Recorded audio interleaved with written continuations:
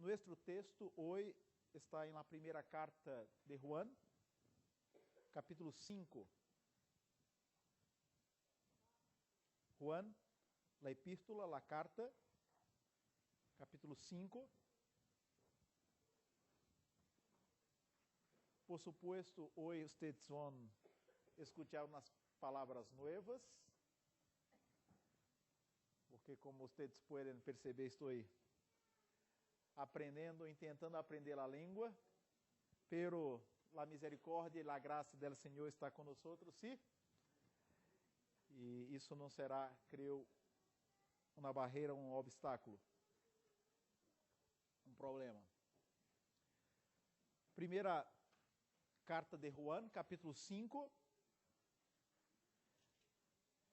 Pido a nossa irmã Macarena que, por favor, haga para nós a leitura desse capítulo, a epístola, a primeira carta de Juan, capítulo 5, todo o capítulo.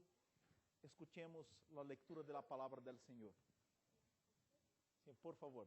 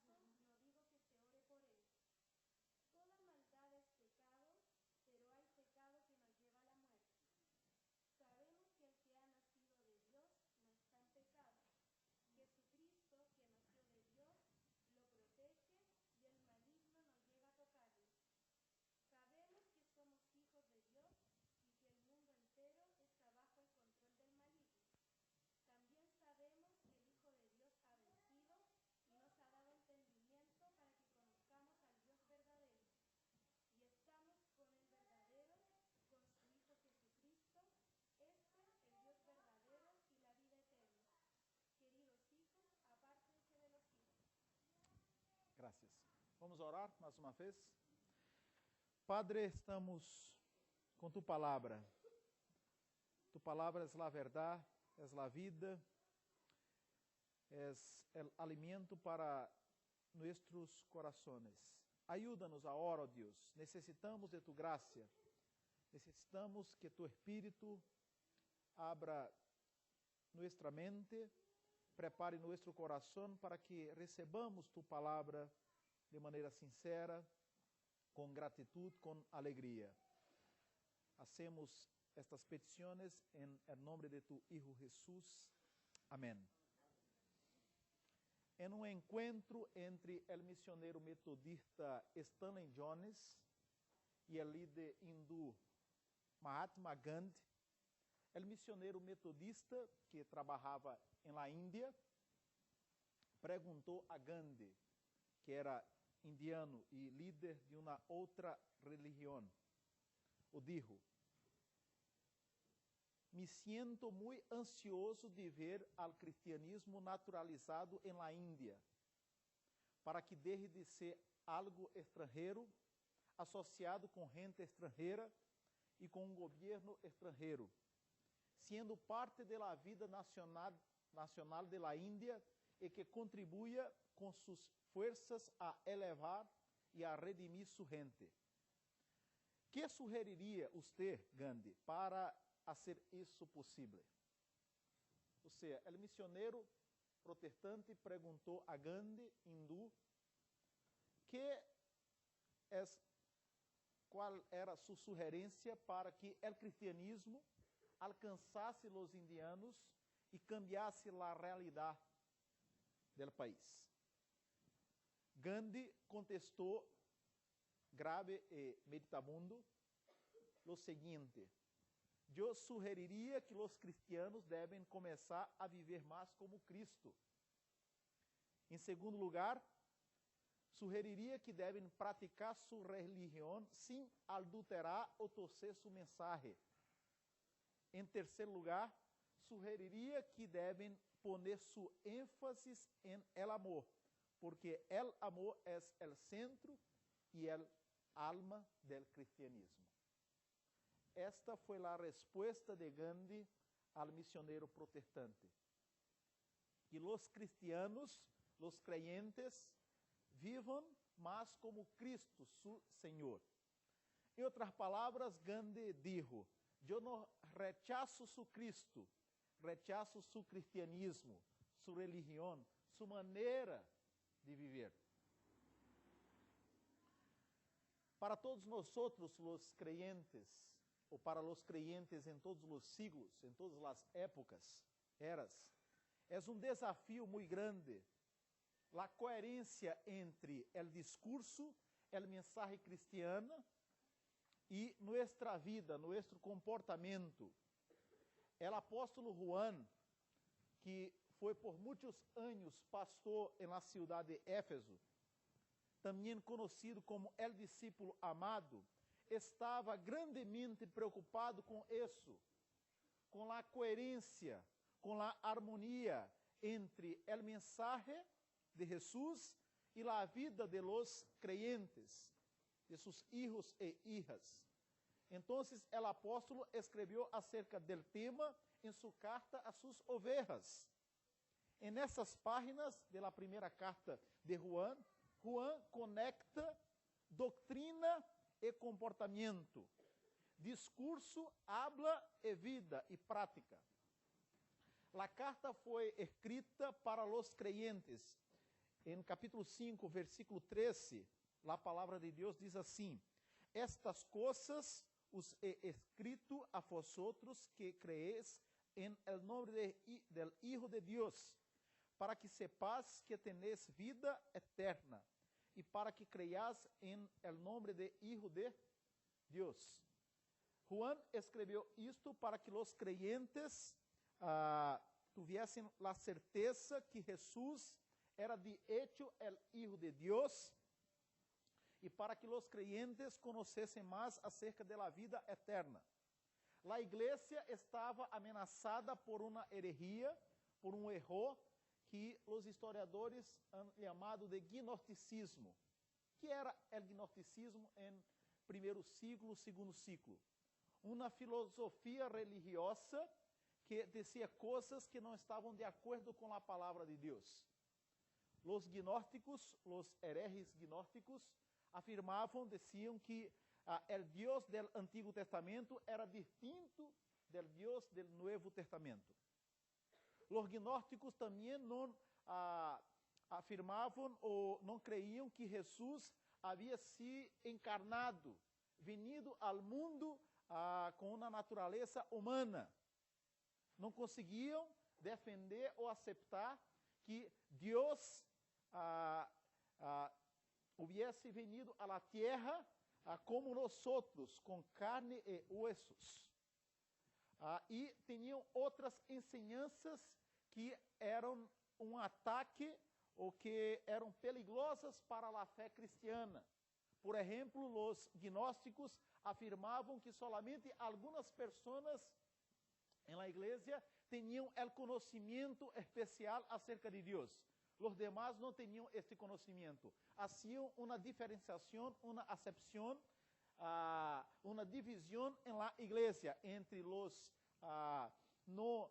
sábios, as pessoas que não tinham o verdadeiro e profundo conhecimento, e outros, os privilegiados, que tinham este conhecimento e, por lo tanto, tinham privilégios junto ou cerca de Deus. Esta herejia, estes errores ensinados por los gnósticos, estavam ameaçando a igreja. Então, o apóstolo Juan escreveu esta carta para corrigir, para doutrinar, para ensinar as ovelhas, os hijos e hijas de Deus, acerca do verdadeiro conhecimento, acerca da verdade. E nesse capítulo temos ensinanças maravilhosas para nossas vidas. São verdades que alientam o coração e devem governar nossa vida. Quais são estas verdades? Verdades que alientam o coração humano e devem governar nossa vida. Juan apresenta várias coisas. Eu quero destacar algumas para nós outros hoje. A primeira verdade que Juan apresenta, ou uma verdade que Juan apresenta, dentre outras, é que Jesus é Deus. Jesus é Deus. Versículo 6 do capítulo 5. Este é Jesus Cristo, que vino mediante água e sangue.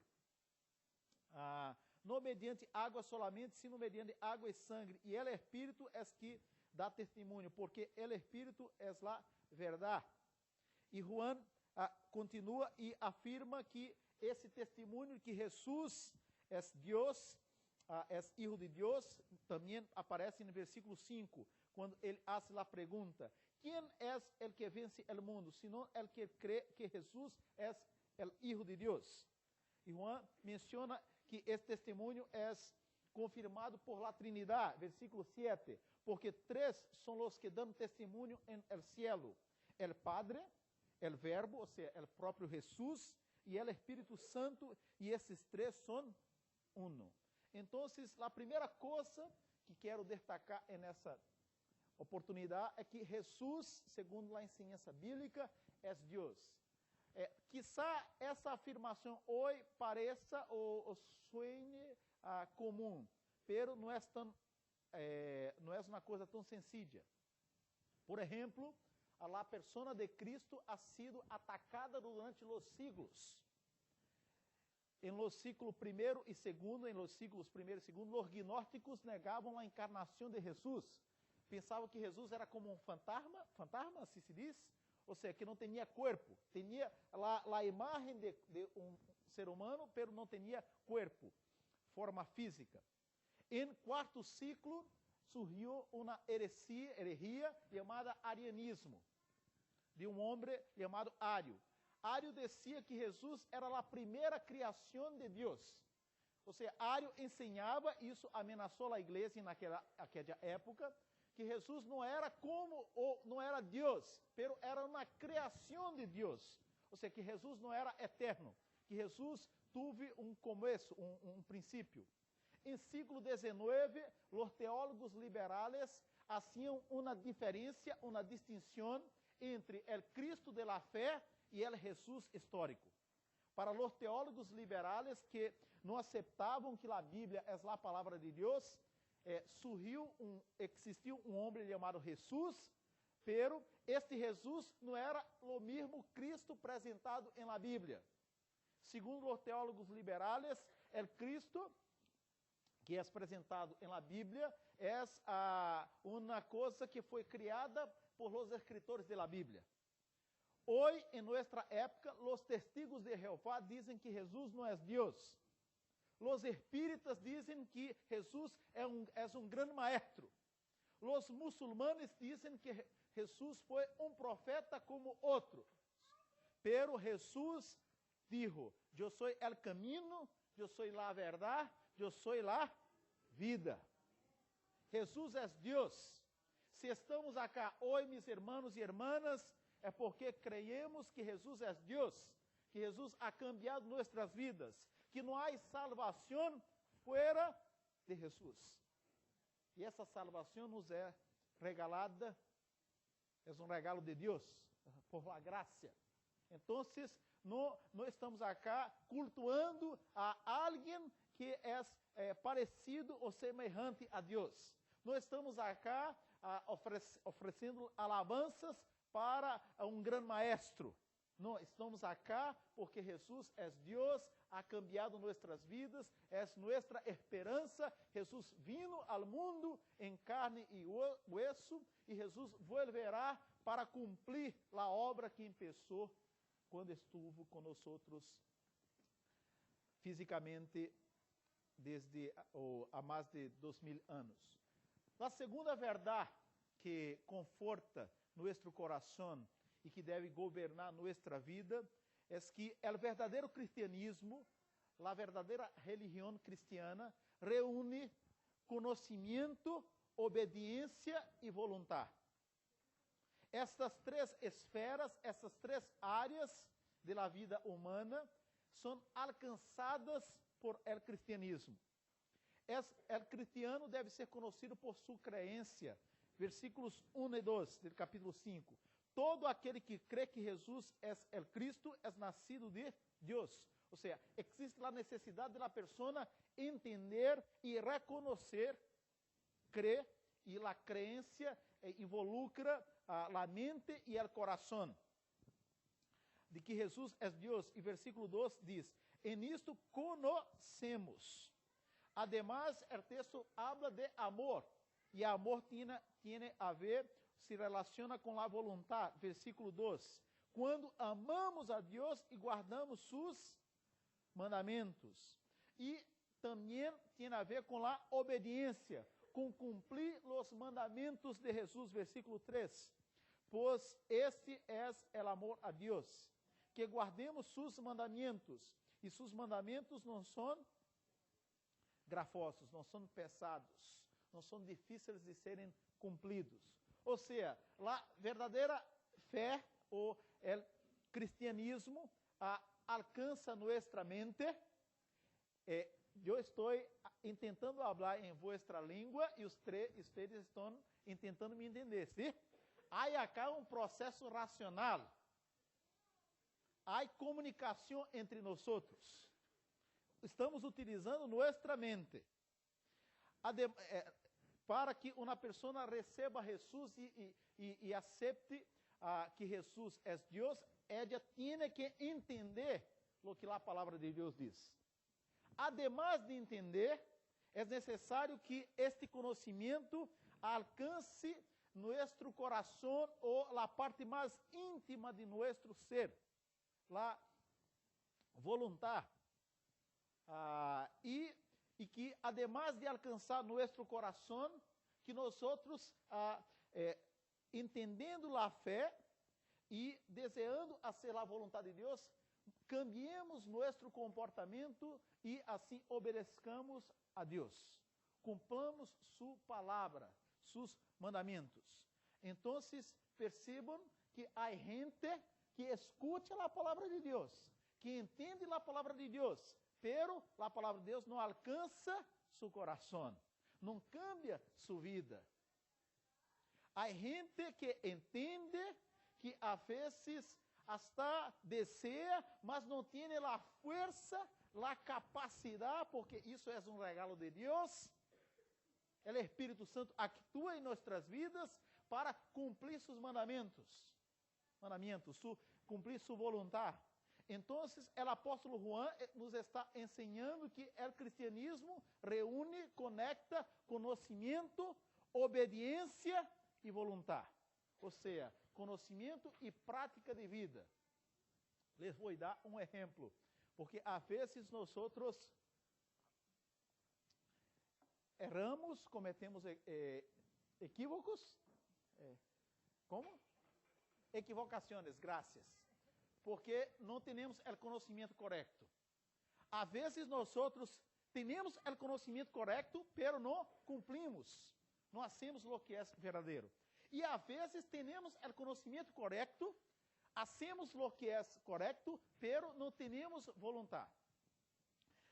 Quando eu era niño, ou seja, há poucos anos, pouco tempo, em minha casa em Brasil, que às vezes eu e meu irmão tínhamos dolor de estômago, comíamos alguma coisa e nos quedávamos mal, minha mamã fazia um té especial.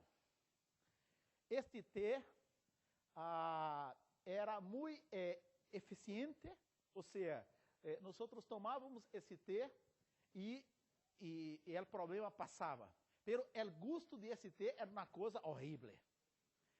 Poníamos na boca e a vontade era de chorar. Então, eu e meu irmão sabíamos que esse té era para nosso bem. Nós bebíamos esse té, pero sem vontade. Há padres e madres acá, e os padres e madres sabem quando um filho ou hija cumpre a ordem com alegria, com disposição, com vontade, ou quando solamente cumpre porque tem medo de tomar como se diz, uma repreensão, um castigo. Deus quer que nós cumplamos sua vontade com gratitud, com alegria. Por isso, o texto diz que os mandamentos de Deus não são grafosos, não são uma coisa pesada. Ou seja, quando nós entendemos a fé cristiana, quando nós cumprimos a vontade de Deus segundo os princípios que estão revelados em sua palavra, quando nossa vida é conduzida, dirigida por el Espírito Santo, há um gozo, há uma alegria que é generada em nosso coração em obedecer a la palavra del Senhor. Então, Deus quer que nós cultuemos Ele com nossa mente, coração e obediência. O verdadeiro amor não é aquilo que nós hablamos. O verdadeiro amor se revela em ações, em comportamento, em cambio de vida. Outra verdade que Juan nos apresenta, uma verdade que alienta nosso coração e é outro princípio que deve governar nossa vida, é que os creyentes têm a vida eterna. Versículo 11, miren. E este é o testemunho, que Deus nos ha dado vida eterna. E esta vida está em su Hijo. El que tiene al Hijo, tiene la vida. El que no tiene al Hijo de Dios, não tiene la vida. Estas coisas os he escrito a vosotros para que crees en el nombre del Hijo de Dios, para que sepas que tenéis vida eterna e para que creas en el nombre del Hijo de Dios. Há coisas interessantes e importantes que Deus nos ensina acerca da vida eterna. A primeira coisa que a vida eterna não é alcançada por nós, é um regalo de Deus. La salvación, la vida eterna, es por la gracia. Versículo 11, que Deus nos ha dado vida eterna. Ou seja, nós não alcançamos, senão que recebemos a vida eterna. Outra coisa que o texto menciona, que é importante, é acerca, que é vida eterna? Vida eterna não é uma relação com a Bíblia. Vida eterna não é pertencer a uma igreja cristiana. Vida eterna não é ser filho ou hija de uma família que hace parte da igreja por muitos anos. Vida eterna não é de ser, eu sou filho de Deus, eu sou um siervo de Jesus. Vida eterna é se ter e disfrutar de uma relação personal com Jesus. Este mesmo apóstolo Juan, em seu Evangelho, capítulo 17, nos apresenta uma interessante e importante definição, explicação acerca da vida eterna. Juan dijo em seu Evangelho, capítulo 17, versículo 3, e esta é a vida eterna, que te conozcan a ti, el único Deus verdadeiro, e a Jesus Cristo, a quem has enviado. Então, meu irmão, minha irmã, você que visita a igreja hoje, não pense que a vida eterna seja outra coisa que não seja uma relação personal com Jesus, que é Deus. Isso é maravilhoso, porque a vida eterna não começará em la segunda venida de Jesus. A vida eterna começa quando nós somos alcançados por la graça e quando Deus cambia nosso coração, quando se passa a conversão espiritual. É verdade que há elementos que estão relacionados, aspectos relacionados à vida eterna que têm a ver com o futuro, pero a vida eterna já nos foi regalada. Percebam, por favor, que em versículo 11, segunda parte, nos diz, e esta vida está em seu Hijo, que Deus nos ha dado vida eterna. Já recebemos a vida eterna. Já fomos hechos hijos e hijas de Deus. Antes de la conversión, antes de conhecer o Evangelho, nós éramos inimigos de Deus. Amávamos as coisas que Deus proíbe em sua palavra, pero por la gracia del Senhor, manifestada em seu Hijo Jesus, e mediante a obra do Espírito Santo em nosso coração, nós fomos hechos hijos e hijas de Deus. Hoje somos amigos de Deus. Somos amigos de Jesus. Jesus é nosso hermano. ¿Por quê? Porque Deus é o Padre de Jesus, su Hijo unigênito. Nós somos hijos adotados por adoção. Então, a vida eterna empieza quando nós reconheçamos que Jesus é nosso Senhor. E isto empieza e caracteriza, nos acompanha hasta o último dia de nossa história e por todos os siglos que vendrão. Que coisa maravilhosa saber que eu sou salvo acá e que depois da morte física eu não participarei da morte eterna. Por quê? Porque eu tenho vida em Jesus. Que quando Jesus volver e estabelecer seu juízo, eu não serei juzgado como as demais pessoas, porque Deus me ha amado e me ha regalado sua vida. Essa verdade deve generar gratidão em meu coração. Ação de graça, porque Deus nos ha amado. Outra verdade que o texto menciona é que Deus responde a nossas orações. Ou seja, não estamos frente a Deus que é indiferente, Deus que não é personal. Não, Deus escuta nossas orações. Versículo 14. E esta é a confiança que temos em Ele, que se pedimos alguma coisa conforme a sua vontade, Ele nos ouve. Mientras eu estava em lo asiento, escuchaba las peticiones de oración y también algunos motivos, algunas razones de gratitud. Que coisa maravilhosa. Hermanos e hermanas que compartem com nós sua alegria porque receberam bendições. E outras pessoas que apresentam suas petições, ¿por quê? Porque querem contar com as orações de los creyentes. Porque sabemos que Deus nos escuta e que nos atende segundo sua vontade. Essa parte é muito importante, porque há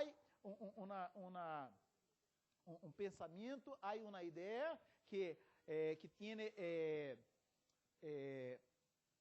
ha sido encontrada e sido predicada em algumas igrejas, de que eu tenho que ordenar o que quero receber de Deus.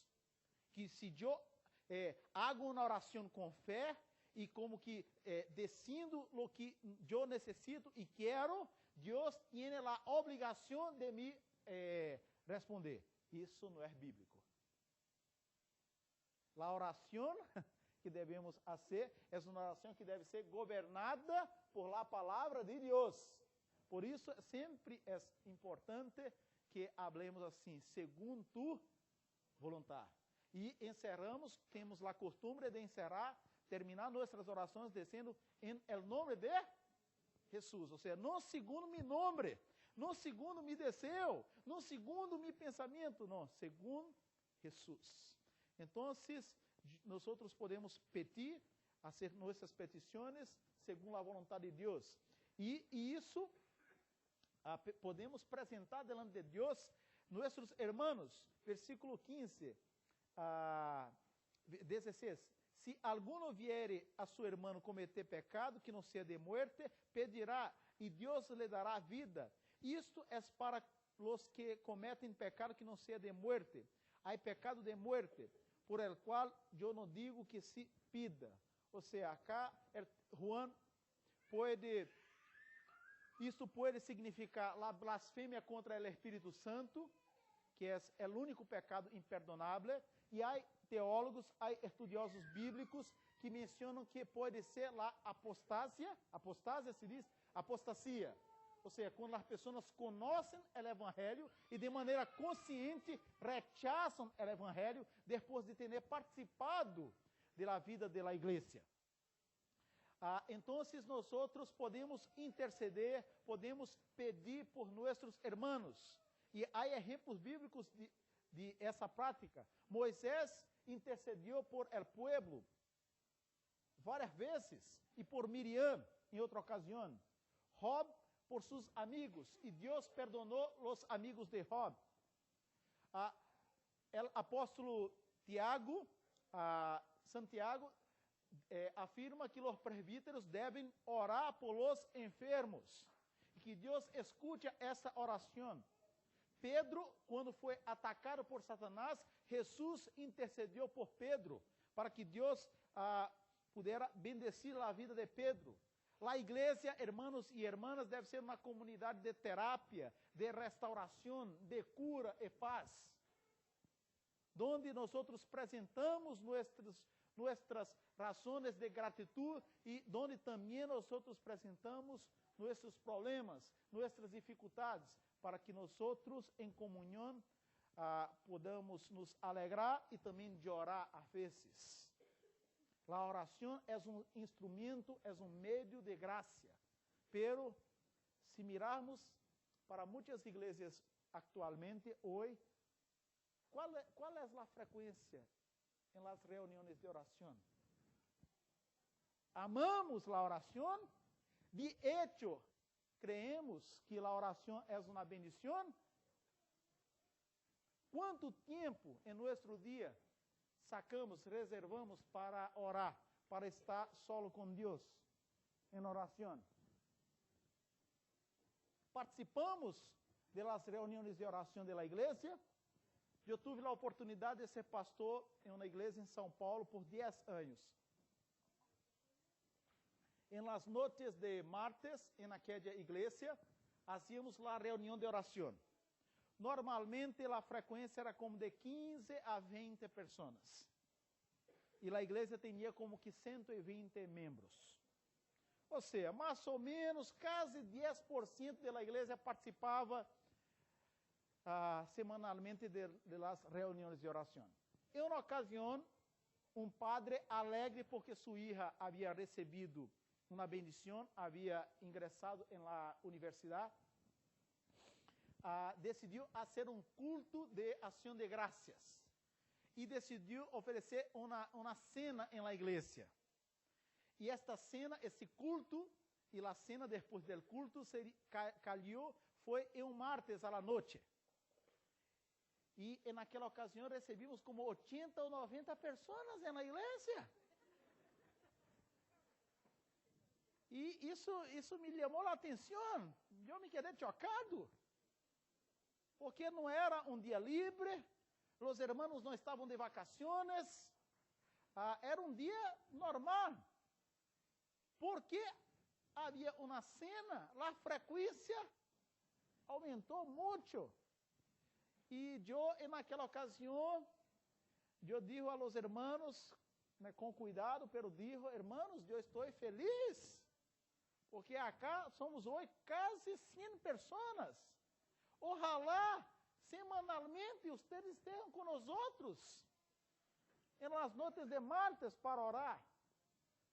Ou seja, irmãos, a vezes, quando invitamos para orar, estou com frio, tenho que fazer coisas, tenho compromissos, situações para o dia seguinte. Pero se invitamos para um assado, para um partido de futebol, se invitamos para outras coisas, encontramos tempo.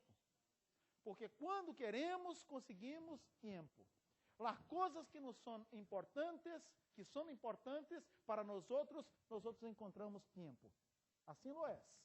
Então, Juan ensina à igreja que a oração é importante e que Deus bendiz seu povo por meio de las orações. Última verdade que esse texto nos ensina e que deve alientar nosso coração e governar nossa vida. Los hijos de Deus não vivem em la prática del pecado. Versículos 18 e 19. Sabemos que todo aquele que ha nascido de Deus não pratica el pecado, pois aquele que foi engendrado por Deus le guarda, e el maligno não lhe toca. Sabemos que somos de Deus, e el mundo inteiro está bajo el maligno. A ideia acá é que nós, os hijos e hijas de Deus, não vivem na prática del pecado. O pecado em nossa vida deve ser como um acidente, uma coisa não planificada, uma coisa que acontece e que nos toma de surpresa. Pero nosso esforço deve ser para evitar o pecado, amando a Escritura, memorizando a Escritura, orando, estando em comunhão com os hermanos e hermanas na igreja, com a consciência que nossa vida, fora del templo, em lunes, em martes, em miércoles, em jueves, em viernes, em sábado, e não solamente em domingo, em los domingos, está delante del Senhor. E que nós outros devemos esparcir, transmitir sua graça com uma vida de santidade. As pessoas podem, a vezes, rechazar nossa predicação, pero quando um hijo ou hija de Deus vive o cristianismo, as pessoas não têm como rechazar nossa vida, o testemunho, a luz que será transmitida por meio de nosso comportamento para a glória do Senhor. Então, a verdadeira fé vence o mundo, vence o maligno, vence o pecado. Isso significa, hermanos, que às vezes necessitaremos buscar ajuda, porque há lutas, há pecados para os quais necessitamos uma ajuda especial de nosso pastor, quizá de um presbítero, quizá de um hermano ou hermana experimentado na vida da igreja. E na semana passada, eu conversei com um hermano e sua esposa me disse que ele gosta muito do futebol, pero quando ele participa, quando ele juega futebol, se diz, ele se transforma e começa a pelear com os demais. E o futebol em sua vida é um problema.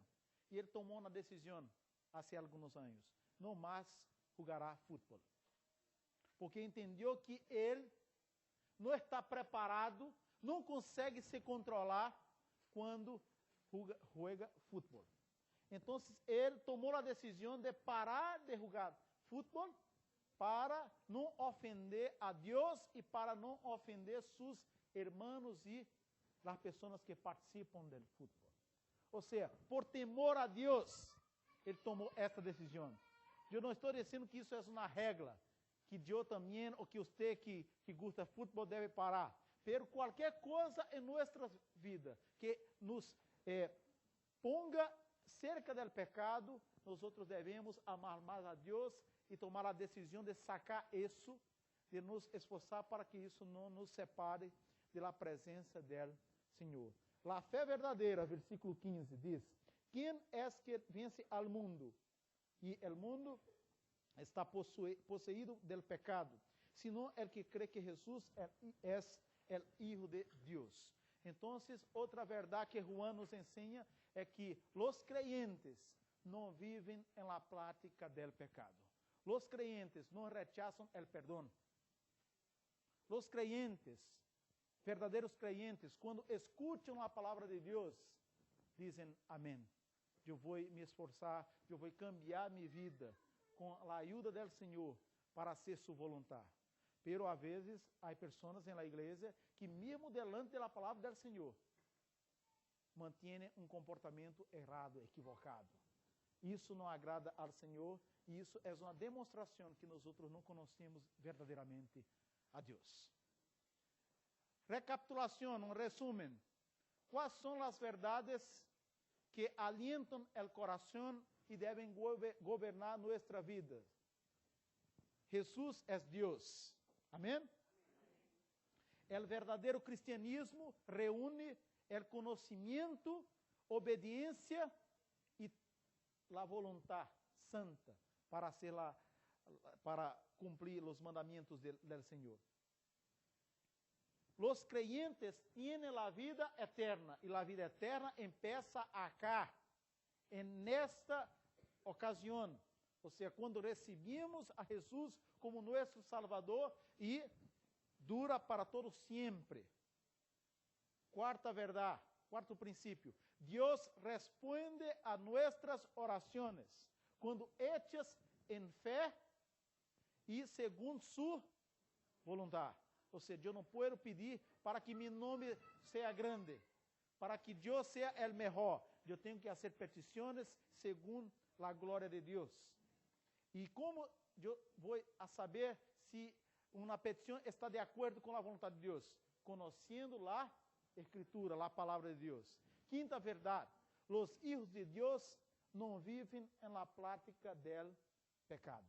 O texto termina, o último versículo, hijitos, guardaos de los ídolos. En el primer siglo existiam muitos ídolos. Estátuas, se diz, imágenes de piedra donde as pessoas cultuavam. Os ídolos sempre vão existir. Hoje, como en el primer siglo, existem muitos ídolos. El Facebook é um ídolo en la vida de muitos creyentes. El poder, el status, la belleza física, el sexo. Há muitas coisas que nosso inimigo ha lançado sobre nós outros para que essas coisas ocupem o lugar de Deus em nossa vida. Então, os hijos de Deus não vivem na prática do pecado. Um de los mais grandes apologetas ou defensores da fé cristiana em século XX foi um homem, um pastor presbiteriano chamado Francis Schaeffer, norte-americano. E Francis Schaeffer, em uma ocasião, escreveu um livro, e este livro nesse livro, Schaeffer habla acerca da mais grande defesa do evangelho ante os incrédulos. A mais grande defesa do evangelho ante os incrédulos. A apologética mais eficaz. A apologética é a defesa do evangelho junto a los incrédulos. E Francis Schaeffer dijo que a mais grande defesa do Evangelho é a comunhão de los creyentes. É nossa união, é a maneira como nós tratamos uns a outros. E Francis Schaeffer baseia sua tese em el capítulo 17 del Evangelho de Juan. Les invito para que abram nesse texto, porque vamos terminar a predicação com esse texto. Evangelho de Juan, capítulo 17. Nesse capítulo temos uma oração, uma intercessão do Senhor Jesus por sua igreja.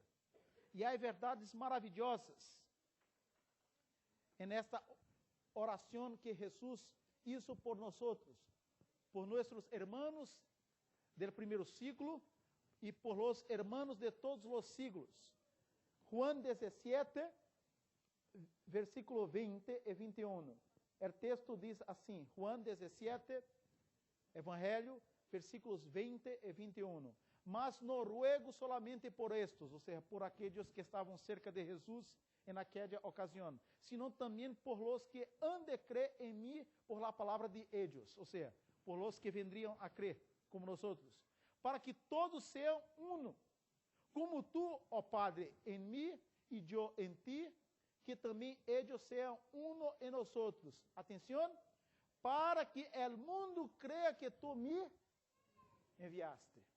Para que o mundo creia que tu me enviaste. Ou seja, quando será que os incrédulos perceberão que de hecho o evangelho é poderoso, que a igreja é a família de Deus?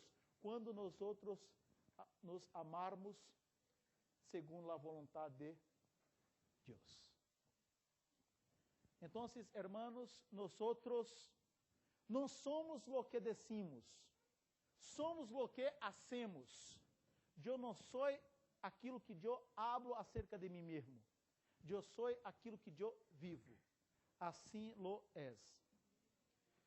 O missionário que levou a semilla do Evangelho para o Brasil, um missionário presbiteriano chamado Simonton, em uma ocasião predicou um sermão chamado Los Medios para que o Evangelho cresça em Brasil.